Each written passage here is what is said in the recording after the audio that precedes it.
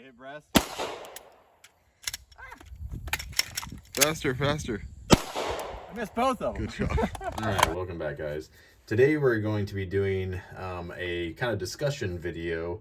There won't be a whole lot of range footage in this. I don't know, there may not be any, but I'll try to make it at least somewhat interesting for you. Let's get to talking about iron sights and what I would recommend for a pistol.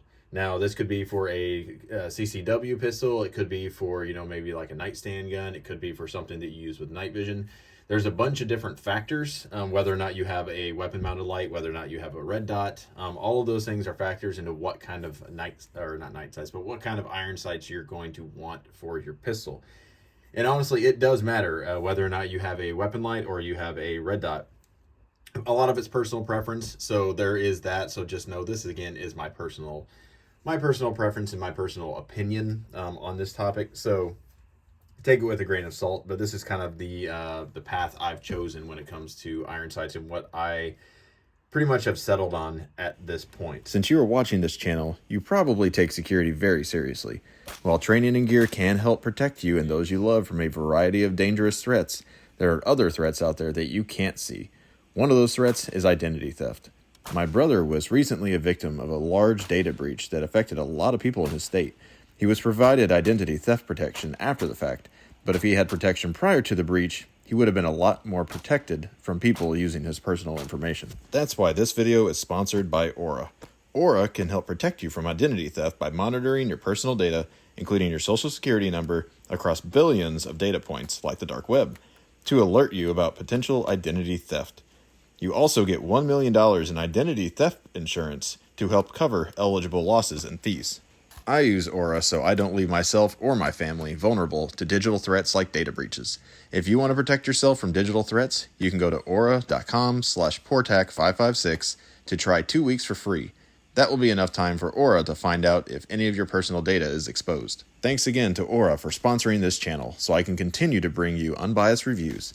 Please click the link to Aura in the description below if you want to help support this channel and get quality identity theft protection. So first, let's talk about if you have a pistol that does not have a red dot and it does not have a light. So for example, this is my Glock 43. It obviously does not have a provision for a light. Now you can get a streamlight option that does, kind of clamp on right here. But I think their newest one is like 300 lumens. So it's actually a pretty decent option.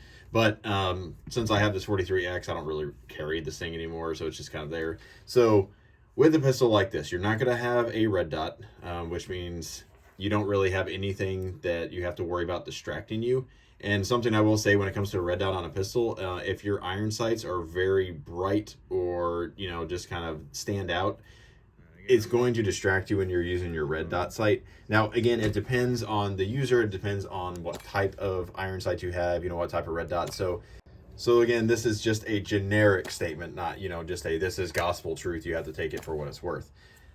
With this sight right here, with this gun right here, the sights that I have on there, these are night sights, and they are, I believe, are True Glow. Yeah, they are. These are, if it'll show on there, the True Glow H3s.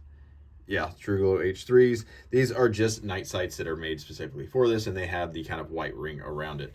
So I'm not going to turn off lights because you're not going to be able to see them, but the night sights are there in case you get in some weird situations where you can't see super well, but you can still see your target well enough where you can actually aim, and this gives you, a tritium option where you can actually kind of see those. So I do like night sights if you don't have a pistol light. Now, if you have a pistol light, I don't think night sights are entirely necessary. There are still some situations where they're going to be useful. For example, well, let me just talk about this first. If you don't have a light on there, that means, well, one, you need to be very sure of your target, and everything. You don't have a light that you can illuminate. So maybe you have a handheld, something like that. And whenever you don't have a weapon light mounted on there, you're not going to get the same shadow and everything you would if you had the weapon light directly behind there. So whenever you have a really bright light, maybe I can show this on here. This might work. So it's not going to work.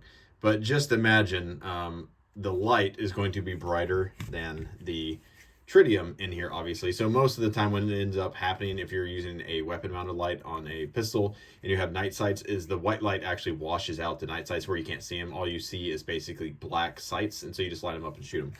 So in general, if you have a weapon mounted light, especially if it's bright, your night sights aren't doing you a whole lot of good. Now, there are exceptions, and those being kind of really, really low light situations, kind of like dusk and dawn type, or if like you're indoors, but there's like a window open or something, you can kind of still see, you know, the tritium, even though your weapon light is on. So there are some situations where night sights are still visible and usable and do help you. But if you have a weapon mounted light, they are far less useful than they would be on something, you know, like this without a weapon mounted light. Now that said, I have gone away from liking the 3-dot night sights because I just think it's too much to line up. Yes, you could argue, well, there's 3 things to line up, so maybe that makes you more accurate. Maybe. But I've actually gone to these style of sights. Now, these are, I don't remember who makes these. Maybe XS? I think XS makes these. The same ones that make the big dot. These are not the big dots. Let's see if it says on there. Yep. XS. Yeah, there it is. The letter X and the letter S.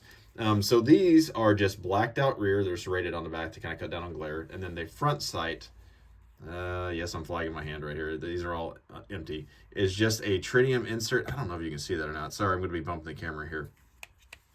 It's just a, there we go, tritium insert and a orange dot. And I have grown to absolutely love these because it almost acts like a red dot in that it draws your eye to it and you just focus on the dot, and as long as it's somewhere in that little, you know, hole back there, you're generally going to be hitting your target. These, in my opinion, are the best of both worlds because you get that night sight up front to where you can still use them, you know, in low light, even if you do have a weapon light. But also that orange dot just really sucks in your eye to that front sight post.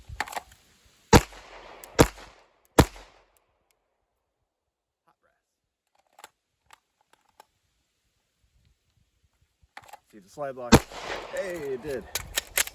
How about that?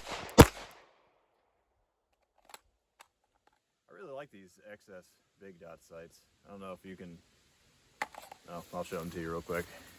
I don't know if you can see those or not, but it's just a giant orange dot up in the front and a blacked out rear. The only thing I don't like about them is the rear edge of these. Whenever you're racking them, they are sharp. I'm gonna have to actually get like a file or something and just ever so slightly grind down the edges on this because they are incredibly sharp on the sides. Yeah, let's pull out the old Dremel, but it's one of the problems I've noticed whenever doing, say, simunitions, force-on-force training, stuff like that, is in those situations when someone is in a very, very high stress scenario, they generally hold their gun low and they're looking over the top of their gun. They're not actually using their sights or looking through their sights. So it's rare when I actually see someone aiming with their iron sights. So having something like this up front that's really bright and brings your eye to it really reinforces you just to focus on that front sight post to take a shot. One thing I actually did or will do to help people whenever they're having trouble like shooting at the range or something, and I notice they're not using their sights, I just have them say as they're shooting, front sight, front sight, front sight, and just say that over out loud. So it makes them think about using that front sight post, and they always shoot better when they do because obviously they're not using their sights to begin with. So these are my favorite sights for a pistol that has a weapon mounted light or that does not have a weapon mounted light. If I had not already bought these and if I actually carried this gun more often, I would swap this out for just a single dot up front. One thing you can do is what I did on this gun over here, and I'll show you that in a second, is you can just black out the rear with like a paint pen or something, or maybe a Sharpie, and do what I did on this one. So you can see on here, this used to be, I mean, it's still tritium in there, but I used black paint pen and just blacked out the front and the rear. You may not be able to see that, but I just blacked those out. You know, I didn't want to buy a brand new set of iron sights when I could just reuse these. And these are the 3-dot variant, obviously not the orange one up front. Now, I would not recommend the orange dot up front for something like this where you have a red dot, because if you notice in there, you know, that's a perfect sight picture right there. If you have a giant orange dot right there on your front sight, now you have 2 dots that you're looking at. And yes, one's orange or white and one's red, but it's going to kind of throw your brain off a little bit. And I personally do not like that. So what I would recommend for a red dot pistol is either one, blacked out sights entirely, which, you know, some of you may not like that because you may want tritium. That's fine. But in a situation like that, these style of sights probably would be a little bit decent, more decent if they didn't have the white ring. So I have seen they're not blacked out, but they're essentially blacked out sights, but they have tritium still inside of them, but they don't have this white circle on them. That's what I would recommend if you are dead set on having night sights with a red dot sight. Again, something like this is just going to be too distracting for the red dots, too close in color. But again, personal preference. Now, something like this, and let's talk about Glock sights or something similar for a second. See here, that you can see that white dot up front. It's just kind of distracting. It's not super annoying, and obviously the color difference is, pretty obvious compared to something. Let me just see if I can hold these side by side. If you have something like this in there, that orange dot looks similar. You can kind of tell. No, it's not going to focus, but it might distract you. It could throw you off. But with Glock sights, I don't like Glock sights. So one thing you could do, because again, the white is pretty contrast, compared to the red. They stand out from each other. It's not easy to get those mixed up. One thing you can do if you want to be real cheap, because with this, the Glock sights actually do co-witness, and this is with the EPS carry on a Glock 43X. You can just turn these rear sights around. I hate that like basketball hoop looking thing on the back rear side of Glocks. Some people may love it. I absolutely hate it. On my other slide that I have for my 17, it's what I use as a test bed for all my optics that I get on the channel. I don't have it out here. Sorry, I forgot it. It's locked up in the safe and I can't get to it at the moment. But on that one, all I did is I just turned around the Glock rear sights. Sorry, the Glock rear sights to where the black side is facing me. So this white is actually facing forward. Then you never see it again. And you can still use your iron sights, if you need them, and you still have that white dot up there if you need it. So if you want kind of a middle ground, you could get maybe a tritium front sight post, and then just, turn this around, assuming the height is the same. So just know that if your sights are different heights, your point of impact is going to be different. So you need to know that.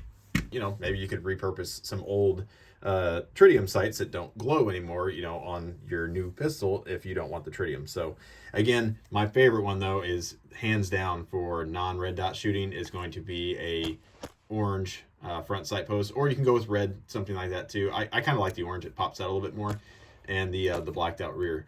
And it's just because you don't really have to line up anything. Like as long as that circle is in that, you're going to be getting good hits. And I will say too, with something like this, I am significantly faster and more accurate with this sighting system than I am with something like this. I don't know, maybe it's just my brain the way it works, but it takes me longer to line these up, and then my brain is like, okay, which one's which? Okay, that one's focused on. It just takes a little bit. And I didn't bring it out here, but I do have a 1911 that has very similar sights to this. The front sight is actually a red fiber optic, and then the rear sight is just blacked out like this, and I like that gun too. But if you have any questions, feel free to comment. Again, this is not a end-all be-all. This is just kind of my experience and what I like for pistol dots. Your experience may vary. Your eyesight, how good your eyes are will also maybe change. I still 100% recommend, a weapon light on your pistol. I think all carry guns, all duty guns, and all nightstand guns, whatever, every single pistol you own that you carry or use for self-defense should have a light on it. And I still am a hardcore believer that every pistol you have should also have a red dot on top, because red dots are better in every single way. They do have a learning curve if you are used to shooting just iron sights all the time, like I was initially. It took me probably about a 500 round course of fire. I went to a class that one of the guys at my church was actually hosting, because I was on their security team whenever I was going there, and I actually took this gun here and with the red dot sight, and it took me about 500 rounds going through that course, where we shot about that much in a day, which is not a ton. But it is for a lot of people. That's a lot of rounds to get used to something. And most of it for me was just mental, where the dot is constantly, doing this. It's shaking. And my brain just absolutely hated it. I wanted that dot to be perfectly still before I would take a shot, and I'd end up jerking it or whatever. You are still doing that with iron sights. They're just big and bulky, and you don't notice that fine movement like you do with the dot. So again, it's all mental. Now, once you get over that mental barrier, I'm a significantly better shooter with a red dot than I am with iron sights. I'm still a good shooter with iron sights, don't get me wrong. I can still put, stack rounds pretty close to each other. But having that 1 or 2 MOA dot versus a giant bulky sights, especially when you start getting away, say if you're shooting at 25 yards at a man-sized target, your gun essentially covers up half that target, so it's hard to be precise just because your target's covered up. So you can't be as precise as you could with something where it's just a dot floating there. Again, I'm not going to go into all the benefits of a red dot, but you have target focus. It's easier to see, you know, your target and aim at the same time, and it prevents you from doing kind of what I talked about earlier when you're in, like, say, a force-on-force training or something, where people tend to look over the gun because they want to see the person that's trying to kill them. You know, that makes sense. So they don't generally aim because it's blocking, you know, half the person, so you can't see their hands, all that kind of stuff.